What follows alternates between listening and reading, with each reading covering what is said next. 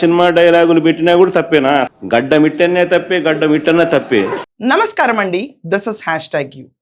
వైకాపాకి చెందిన Paytms అవనండి, Jaganmohan Reddy followers అవనండి, Jaganmohan Reddy road మీదకి వచ్చాడంటే ఏదో పెద్ద వాళ్ళ కులానికి మతానికి సంబంధించిన దేవుడు బయటకు వచ్చినట్టు, ఏదో రక్తాభిషేకం చేయందే, యాంటిసిపేట్ చేయందే ఈ దేవుడు శాంతించడు అన్నట్టు జగన్మోహన్ రెడ్డి ఏ పర్యటనకి వెళ్ళినా కూడా ఆ రపా 2029 అన్న ప్లకార్డులు ఎప్పుడు చూస్తూనే ఉంటాం. ఇది యాక్చువల్లీ ఈ సంస్కృతి మొదలైంది సింగయ్యని తల కారు ఎక్కిచ్చే ముందు ఏదైతే జగన్మోహన్ రెడ్డి కూర్చున్నాడో ఆ వెహికల్ సింగయ్య తలపైన ఎక్కే రోజు, ఆ రోజు మొదలైంది రప్ప సంస్కృతి. నువ్వు సృష్టించే విధ్వంసం కోసం ఎదురు చూస్తున్నాం 2029 అన్న ప్లకార్డ్స్ కూడా పట్టుకుని తిరుగుతున్నారు. కానీ జగన్మోహన్ రెడ్డి అనుకో దీని గురించి ఎక్కడా కూడా మాట్లాడరు.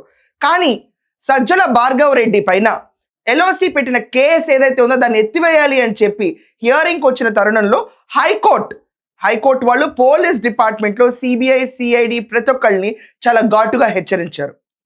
2020లో అప్పుడున్న హైకోర్టు జడ్జి పైన కూడా ఇష్టం వచ్చినట్టు రాతలు రాసినా ఏమీ చేయలేదు. ఆ కేసు సిబిఐకి అప్పగించిన ఈ రోజు దాకా దాని ఎండ్ ఏంటో ఎవరికి అర్థం కాలేదు.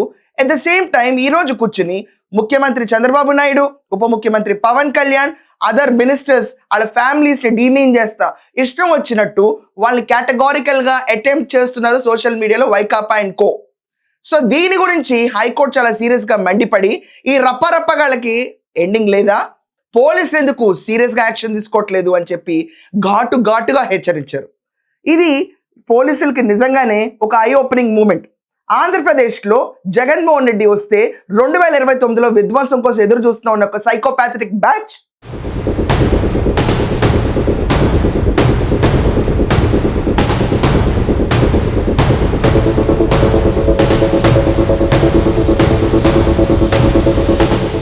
ఈరోజు ఆంధ్రప్రదేశ్లో ఎక్కడ ప్రశాంతంగా ఉంటారు అని చెప్పి బెదిరిపోయి నువ్వు రావాలి నీ విధ్వంసం కోసం ఎదురు చూస్తున్నావు అని చెప్పి రాసే ఒక పైశాచిక ముఠా రాజారెడ్డి రాజ్యాంగం. ఎవడి రాజారెడ్డి నాకు తెలియదు నిజంగా. ఎవరైనా వైఎస్ జగన్మోహన్ రెడ్డి తాత పేరుతో రాజారెడ్డి రాజ్యాంగం.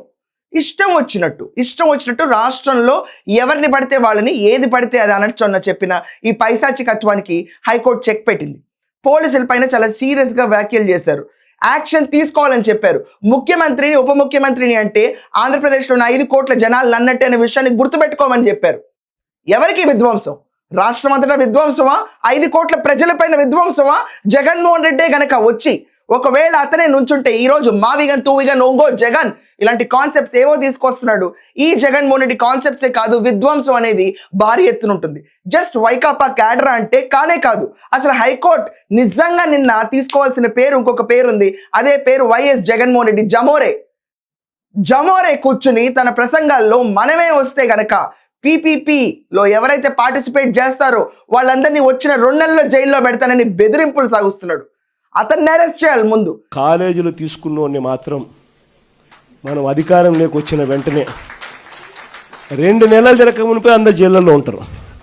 ఆ కాలేజీలు తీసుకున్న వాళ్ళు మాత్రం. ఇలాంటి పైశాచికత్వాన్ని ఎంకరేజ్ చేస్తున్న జగన్మోహన్ రెడ్డి మీద కమెంట్స్ చేయాలి. నిజంగా ఇది ఫ్యాక్ట్. అండ్ కుటుంబాన్ని హీనంగా, మనుషుల్ని హీనంగా, నీచత్వంగా మాట్లాడడం ఈ బ్యాచ్ కంటే కూడా ఎవరు వీళ్ళు దీంట్లో ఫస్ట్ క్లాస్ స్టూడెంట్స్ భావి వర్షాలు లేకుండా, ఎథిక్స్ లేకుండా ఎంత నీచానికైనా దిగరచ్చు, ఎవరిని ఎలాగైనా తోలనాడచ్చు, ఆఖరికి మహిళలైనా పురుషులైనా ఒకే దాటికి కట్టేసి బూతుల పరంగా పెట్టి మాట్లాడచ్చు, రప్పని బెదిరించవచ్చు, ఆఖరికి జగన్మోహన్ రెడ్డి బర్త్డే అయితే ఏకంగా బలులు ఇచ్చేయచ్చు, రక్తాభిషేకాలు చేయొచ్చు.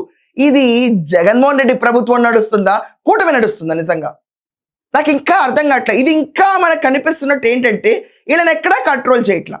ప్రతిసారి ఇలాంటి బ్యానర్లు రెచ్చిపోతానే ఉంటాయి. రాజారెడ్డి రాజ్యాంగం రప్ప నువ్వు సృష్టించే విధ్వంసం కోసం ఎదురు చూస్తున్నావు. పెద్ద ఫ్లెక్సీలు కడతారు, ఇష్టం వచ్చినట్టు ఆడుకుంటారు, మాటలు ఏది పడితే సోషల్ మీడియా అంటారు. చంద్రబాబు నాయుడు గారు అనుకుంటున్నారు బూతులు తగ్గినాయి అని. నోటితోనే బూతులు తగ్గినాయి ఏమో, కానీ రాష్ట్రాన్ని బెదిరించడం తగ్గలేదండి సార్. ఇది ఎక్కడ తగ్గల. ఈరోజు ఆన్ లుకర్కి ఆంధ్రప్రదేశ్ని చూస్తే జగన్మోహన్ రెడ్డి వచ్చే 2-3 రోజులు ఎలా ఉంటుందంటే అతని ప్రభుత్వమే రన్ అవుతుంది ఇక్కడ. రాజారెడ్డి రాజ్యాంగమే ఇంప్లిమెంట్ అవుతుంది ఇక్కడ. ఎవరు అదుపు లేకుండా వాళ్ళని వదిలేస్తే రాష్ట్రం మీద పడి రప్పరప్పగాళ్ళందరూ చేరి పెళ్లికైనా తద్దినానికైనా ఒక ర్యాలీకైనా రాష్ట్రంలో ప్రతి ఒక్కరిని బెదిరించి ఇన్ఫ్యాక్ట్ ఈరోజు గవర్నమెంట్ తీసుకెళ్తున్న పీపీపీ మోడల్ని కూడా అతను డైరెక్ట్గా బెదిరిస్తుంటే ఏం యాక్షన్ తీసుకోకుండా కూర్చుంటే ఎలా సార్? ఇది కూటమి ప్రభుత్వమా లేకపోతే వైకాపా ప్రభుత్వమా? అర్థం కావట్లా, నిజంగా అర్థం కావట్లా. ఒక విధ్వంసం సృష్టించి వెళ్తారు, ఆ విధ్వంసానికి చర్యలు ఉండవా? ఇదే ఒక సామాన్యుడు వెళ్ళిపోయి రప్ప 2029 అని చెప్పి దాని కింద 2 పేర్లు చంద్రబాబు నాయుడు, లోకేష్ లేకపోతే పవన్ కళ్యాణ్ రాస్తే తీసి బొక్కలో వేసి కొట్రా చెప్పండి. రప్పరప్పగాళ్ళని అరెస్ట్ చేస్తారు, వాళ్ళు బయటకు వస్తారు, కానీ ఏమైనా మారుతున్నారా? తగుగా మారేటట్టుగా చర్యలు చాలా హార్డ్గా వెళ్ళాలి. అప్పుడు ఒక గర్భిణీ స్త్రీని తన్నాడు జగన్మోహన్ రెడ్డి పుట్టినరోజు వేడుకలు అన్నప్పుడు. ఒక పైశాచికుడు గర్భిణీ స్త్రీ పైన కాలుతో తంతే ఆవిడ బేబీ మూవ్ అవ్వకుండా ఉంటే హాస్పిటల్కి వెళ్ళి గొల్లుమన్న సందర్భం అందరూ చూశారు. జగన్మోహన్ రెడ్డి పుట్టినరోజున ఇంకొక చావంచు దాకా ఒక పసిబిడ్డ వెళ్ళొచ్చింది, అదందరం చూసాం మనం. పక్కకెళ్ళి క్రాకర్స్ కాల్చుకున్న పాపానికి అప్పుడు పోలీసులు రోడ్డు మీద నడిపించుకుంటూ తీసుకెళ్లారు. ఆ సంఘటన లాంటివి జరగాలండి. మానవ హక్కు ఉల్లంఘనలు అంటారు చాలామంది వచ్చి. మానవ హక్కు ఉల్లంఘనలకు వస్తే కనుక జనాల్ని, రాష్ట్రాన్ని, ఈ రాష్ట్ర పెద్ద ముఖ్యమంత్రిని పట్టుకుని ఇష్టం వచ్చిన మాటలన్నా, ఎవడో రాజారెడ్డి పేరు తీసుకొచ్చి రాజారెడ్డి రాజ్యాంగం అన్నా, మేము వస్తే విధ్వంసం సృష్టిస్తామని చెప్పి రాసినా ఆంధ్ర ప్రజలందరూ భరించాలా? మా హక్కులకి ఉల్లంఘన జరగదా? మా ఎగ్జిస్టెన్స్ పీస్కి ఉల్లంఘన జరగదా? ఈరోజు హైకోర్టు గట్టిగా ఘాటుగా స్పందించింది పోలీస్ డిపార్ట్మెంట్ పైన. కానీ పోలీసులు ఎలా రియాక్ట్ అవుతారో నాకు తెలీదు. హైకోర్టు జడ్జిల పైన పోస్ట్ పెట్టినా కూడా ఈ రోజు దాకా దాని గురించి ఒక పరిష్కారం లేదు. ఆ కేసుకి ఒక వ్యాలిడేషన్ రాలేదు, ఒక ఎండ్ రిజల్ట్ రాలేదు. సామాన్యులు ఎంత? సామాన్యుల పైన పెట్టే పోస్టుల గురించి ఏంటి? ఈ రప్పగాళ్ళందరూ పైశాచికత్వం చూస్తుంటే ఇది నిజంగా రాజారెడ్డి రాజ్యాంగమే నడుస్తుంది. ఇంకా పెట్టుబడిదారులు పారిపోతారు. అమ్మో జగన్ వస్తాడేమో అన్న భయం క్రియేట్ చేస్తాడు. మావిగన్ అని చెప్పి రాజధానిని ఇన్సల్ట్ చేస్తాడు. ఈరోజు రాష్ట్రపతి భవన్లో మనకి గెజెట్ నోటిఫికేషన్ వచ్చి ఆంధ్రప్రదేశ్ ఏకైక రాజధాని అని చెప్పినా కూడా మావిగన్ అన్న కాన్సెప్ట్ తీసుకెళ్లి ప్లకార్డులు, దాని తర్వాత పోస్టర్లు వేస్తుంటే వాళ్ళని ఎందుకు అరెస్ట్ చేయరండి? ఎందుకు అరెస్ట్ చేయరు?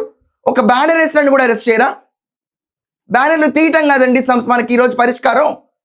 బ్యానర్లు వేసిన వాళ్ళని మక్కిల తట్టుదన్నారు. నిజంగా నీ ఉద్దేశం ఏంటి? రాష్ట్ర భవిష్యత్తు కావాలి, కానీ రేపు వస్తాడు ఇంకోటి చెప్తాడు. ఏంటిదంతా? నిజంగా ఇలా మాట్లాడుతుంటే చాలా బాధగా ఉంటుందండి. రాష్ట్రంలో ఏళ్ళ హక్కులే హక్కులా? రాష్ట్రపతి గారిని మించిపోయిన నినాదాలా? ఇప్పుడే పురుడు పోసుకున్న శాశ్వత రాజధాని అమరావతి పైన కూడా మళ్ళీ బ్యానర్లు వేస్తున్నారు. దీనిపైన సోషల్ మీడియాలో ట్రోల్ చేస్తారు, మళ్ళీ రప్ప అంటారు. ఎంతమంది ఎన్నిసార్లు హెచ్చరించినా పోలీసులు సైలెంట్గా ఉండి, ముఖ్యమంత్రి గారు ఇట్స్ అ కైండ్ రిక్వెస్ట్, మీరు స్టర్నస్ యాక్షన్ వైపుగా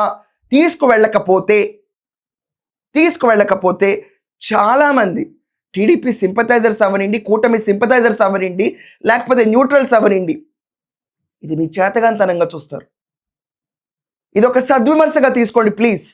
ఇట్స్ మై కైండ్ రిక్వెస్ట్. ఇది కూటమి పాలన, ఇది మంచి ప్రభుత్వం అని మాకు తెలుసు, కానీ ఆచరణ రూపేణ ఇలాంటి సైకోపాథటిక్ బ్యాచ్ అందరినీ ఆపే రెస్పాన్సిబిలిటీ కూడా మీకే అప్పచెప్పాం.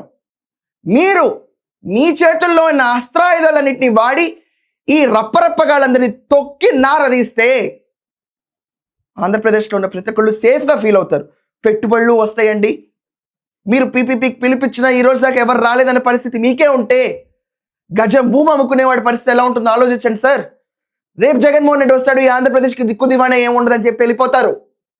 మీరున్నారు, మీరే వస్తారన్న భరోసా అమరావతి శాశ్వతం గురించి ఒక్కటే కాదు సార్, అదొక నిజంగా విజయమే. మీరు ఇచ్చిన మాట తీసుకొచ్చారు, దానికి నిజంగా మీకు జోహార్లు అర్పిస్తాం ఎప్పుడు. కానీ అమరావతి శాశ్వతంతో కానే కాదు మీ ఎండ్ అయిపోయిన చాప్టర్. ఇక్కడ ఇలాంటి జులుం సాధించే బ్యాచ్ అందరినీ కూడా తొక్కి ఎండేసి ఇంకొకసారి అనరాని మాటలు కానీ, పట్టుకోకూడని బ్యానర్లు కానీ, చెయ్యకూడని చేష్టలు కానీ చేస్తే తాట తీస్తామన్న లెవెల్లో తీసుకొస్తే రాష్ట్రం సెటిలైట్ అవుతుంది.